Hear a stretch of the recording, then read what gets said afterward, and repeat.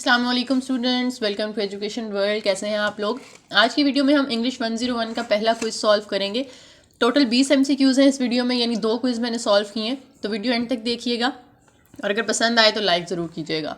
Start करते हैं हमारा पहला question. If a word is no longer in current use it will be called. अगर आपकी डिक्शनरी में या लैंग्वेज में कोई ऐसा वर्ड है जो आप यूज़ नहीं करते, यानी जिसका यूज़ ख़त्म हो चुका है उस लैंग्वेज में, तो ऐसे वर्ड को हम क्या कहते हैं? इस वर्ड को हम आर्किक वर्ड्स कहते हैं, या फिर हम उनको ऑब्सोलीट वर्ड्स भी कह सकते हैं। ठीक है, यहाँ पे अगर आप सर्च करें नो लॉन्गर, तो यहाँ पे देखें आपके पास सबसे पहली जो लाइन आ रही है, if a word is no longer in current use it will be labelled as archaic, या फिर हम उसको ऑब्सोलीट भी कहते हैं। तो ये दोनों ऑप्शंस आपने याद रखने हैं। Question number 2, the plural word of cactus is cacti. तो ये क्या ट्रू है या फॉल्स है, आपने ये बताना है। तो जो कैक्टस है ना, इसका प्लूरल या तो इंग्लिश में अगर हम देखें तो कैक्टसेस होता है, यानी इसके साथ हम ES लगा देते हैं। और अगर हम लैटिन लैंग्वेज में देखें तो कैक्टस का प्लूरल होता है कैक्टाई, CACTI। तो ये इसका प्लूरल नहीं होता, ये फॉल्स है। Question number 3, the words in heavy bold face at the top of the dictionary are known as. Dictionary जब आप ओपन करते हैं तो आपको ऊपर बोल्ड हुए लेटर्स लिखे हुए नज़र आते हैं ना, ABCD, तो वो आपके पास क्या होते हैं? उन्हें हम कहते हैं गाइड वर्ड्स। तो यहाँ पे अगर आप हैंडआउट्स में भी सर्च करें बोल्ड फेस लिखकर, तो आपके पास यहाँ पे आता है जी, the words in heavy type bold face letter are called guide words. तो ये कहाँ पे होते हैं? Top of any page in the dictionary. तो इन्हें हम गाइड वर्ड्स का नाम देते हैं। Next question number 4, what is the antonym of presumptuous. Presumptuous क्या होता है? प्रिजम्पचुअस का पहले तो मैं आपको मतलब बता दूं। इसका मतलब होता है एरोगेंट, बहुत ज़्यादा मगरूर। तो इसका ऑपोजिट होगा अनएज्यूमिंग। अनएज्यूमिंग वो होता है जो बहुत मॉडेस्ट हो, जिसमें एरोगेंस बिल्कुल भी ना हो। तो ये इसका ऑपोजिट यानी एंटोनिम होगा। एंटोनिम का मतलब होता है ऑपोजिट। तो प्रिजम्पचुअस का ऑपोजिट है unassuming. In which of the following words H is silent while pronouncing it. जब आप प्रोनाउंस करते हैं इन वर्ड्स को तो एच की साउंड किस में नहीं आती, यानी किस में आपने एच को प्रोनाउंस नहीं करना होता, उसको साइलेंट रखना होता है। इसको हम पढ़ते हैं हिजमनी, तो इसमें एच जो है वो आवाज़ दे रहा है अपनी। इसको हम हिच पढ़ते हैं, इसको हॉल पढ़ते हैं, तो एच की साउंड आ रही है। लेकिन इसको हम पढ़ते हैं आयर, इसको हम हायर नहीं पढ़ते, इसको हम पढ़ते हैं आयर। तो आयर में देखें एच साइलेंट है, तो बी ऑप्शन आपका करेक्ट ऑप्शन है। Question number 6, choose the best answer. What is a dictionary. Dictionary क्या होता है? इसकी डेफिनेशन बस आपने यहाँ पे बता देनी है। List of words and their meanings arrange in order of size. क्या ये ठीक है? आप वर्ड्स को उनके साइज के हिसाब से अरेंज करते हैं? नहीं, ये ठीक नहीं है। A list of words and their meanings arranged alphabetically. जी हाँ, हम डिक्शनरी में जो वर्ड्स हैं उनको अल्फ़ाबेटिकली अरेंज करते हैं। पहले A वाले आते हैं, फिर B वाले, फिर C वाले। List of words with pictures, हम डिक्शनरी में पिक्चर्स तो नहीं यूज़ करते ना, तो ये A और C जो है वो करेक्ट नहीं है। B option is the correct one. Find the correctly spelled word. आपने करेक्ट स्पेलिंग चूज करने हैं रिग्रेस के। तो रिग्रेस के करेक्ट स्पेलिंग होते हैं RIGOROUS, ए ऑप्शन। और इसका मतलब भी आपको बता दूं, इसका मतलब होता है स्ट्रिक्ट या बहुत स्वेयर जो होता है, सख्त। You can use antonyms too. Antonyms जो होते हैं यानी जो ऑपोजिट्स होते हैं, उन्हें हम किस लिए यूज़ करते हैं? तो यहाँ पे ना 2 ऑप्शंस मुझे करेक्ट लग रहे थे। कंपेयर थिंग्स भी हो सकता है, शो डिफरेंसेस भी हो सकता है, लेकिन ज़्यादा एक्यूरेट है शो डिफरेंसेस, क्योंकि आपकी बुक में जो यूज़ हुआ है ना इसके लिए वर्ड, वो कंट्रास्ट का वर्ड यूज़ हुआ है।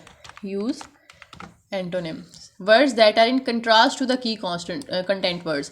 तो मेरे ख्याल में यहाँ पे शो डिफरेंस आना चाहिए। आपको जो बेटर ऑप्शन लगता है आप वो कमेंट सेक्शन में बता सकते हैं। तो अगर गूगल भी वैसे इसको कर लें, show difference is the better one.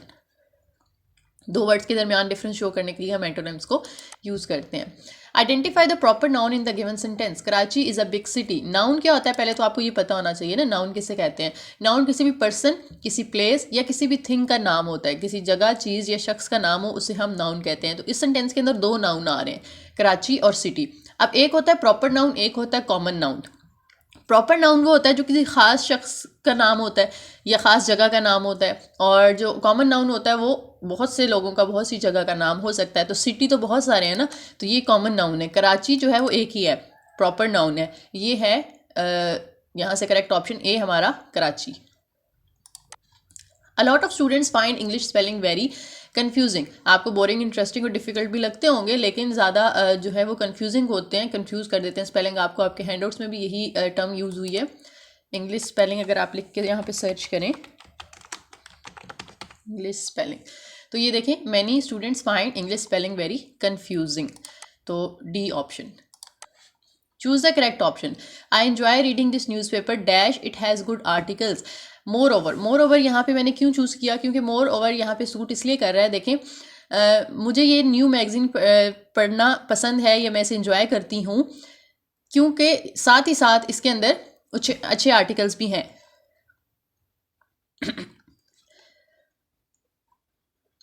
अच्छा जी, यहाँ पे अब नेक्स्ट आपके पिछले क्विज के 10 क्वेश्चन पूरे हो गए हैं। यहाँ पे दूसरा क्विज स्टार्ट हो गया। उसका पहला क्वेश्चन है हमारे पास, जिसके अंदर आपसे पूछा गया है कि इसके अंदर करेक्ट ऑप्शन कौन सा होगा। आई enjoy reading this new magazine dash it has good articles.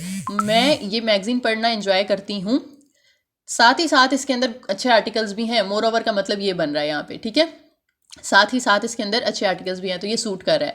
How ever कब यूज़ होता, अगर ये इस तरह होता कि मुझे ये मैगजीन पढ़ना पसंद नहीं है, हालांकि इसके अंदर या लेकिन इसके अंदर अच्छे आर्टिकल्स हैं, तब हम हाउ एवर यूज़ करते हैं। नेवरदलेस का मतलब होता है कि बिल्कुल कभी नहीं, और देयरफॉर का मतलब होता है इसलिए। तो देयरफॉर तब आता अगर ये सेंटेंस इस तरह होता, it has good articles therefore I enjoy reading this, ठीक है, यानी रीज़न पहले बताई होती ना, तो फिर हम उसके बाद में ये बताते।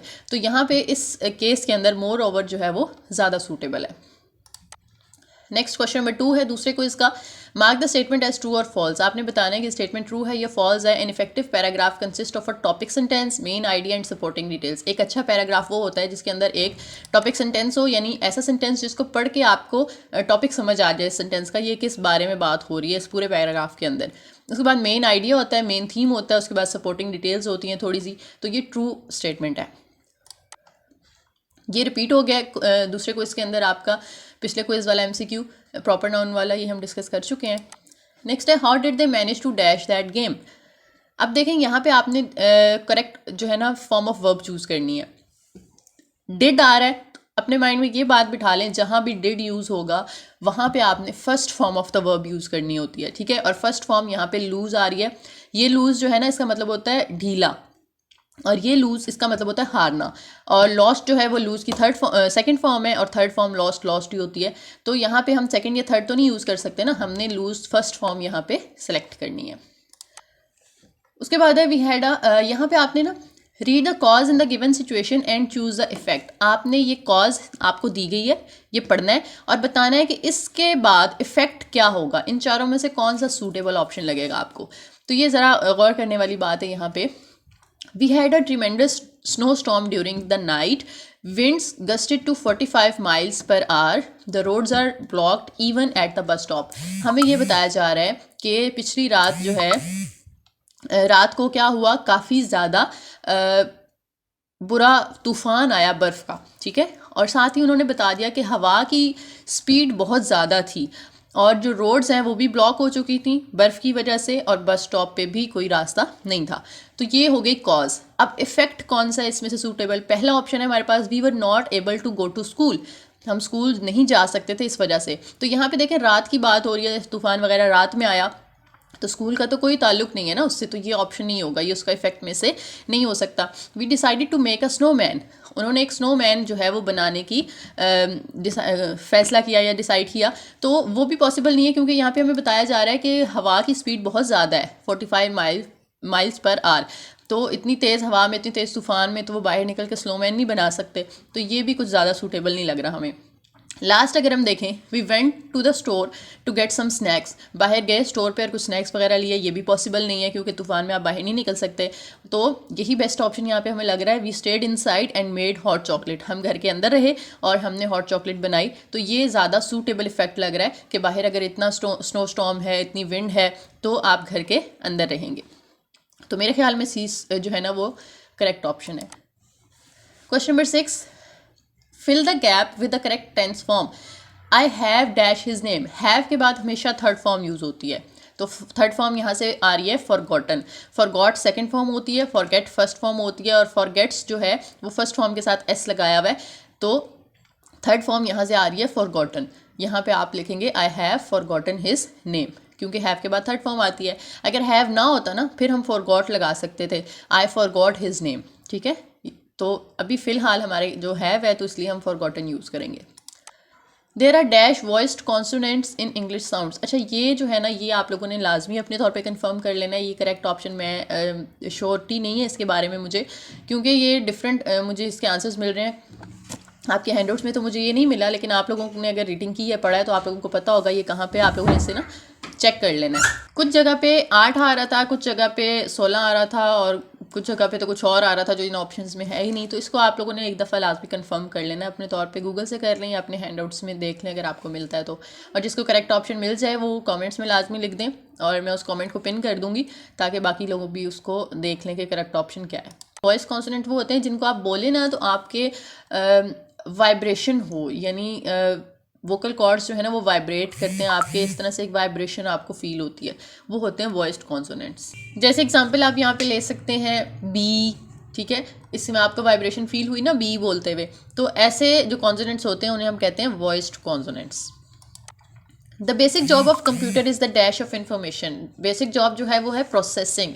कंप्यूटर जो है बेसिकली इस मकसद के लिए यूज़ होता है ताकि वो डाटा को, इंफॉर्मेशन को प्रोसेस करके हमें कोई रिजल्ट दे सके। Question number 9, which of the following does need a bilingual dictionary the most. Bilingual dictionary वो डिक्शनरी होती है जिसमें आप एक लैंग्वेज से दूसरी लैंग्वेज में ट्रांसलेशन कर सकते हैं, ठीक है, यानी आप वर्ड्स देख सकते हैं, एक लैंग्वेज का वर्ड दूसरी लैंग्वेज में उसको किस तरह बोलते हैं आप ये देख सकते हैं। तो वो सबसे ज़्यादा किसके काम आती है, टीचर के, ट्रैवलर के, स्टूडेंट के या डॉक्टर के। तो वो ट्रैवलर के ज़्यादा काम आएगी, क्योंकि अगर वो डिफरेंट एरियाज़ में ट्रैवल करता है तो उससे डिफरेंट लैंग्वेजेस का सामना करना पड़ सकता है जो उसको समझ नहीं आती, तो उसको ये डिक्शनरी हेल्प कर सकती है ज़्यादा। लास्ट क्वेश्चन है, how many vowel phonemes are there in English. English में कितने वॉवल फोनीम्स होते हैं, तो ये आपके होते हैं जी 20। यहाँ पे अगर आप फोनीम्स सर्च करें ना तो यहाँ पे आपके सामने रिजल्ट आ रहा है, there are 20 vowel phonemes in English. तो यहाँ से जो हमारा करेक्ट ऑप्शन है दैट इज़ ए बी। ये हमारे हो गए जी 20 MCQs कंप्लीट। अगर आपको बस वीडियो पसंद आई हो तो लाइक ज़रूर करें, अपने फ्रेंड्स के साथ शेयर करें, कमेंट करें और चैनल को ज़रूर सब्सक्राइब करके जाइएगा। Thank you.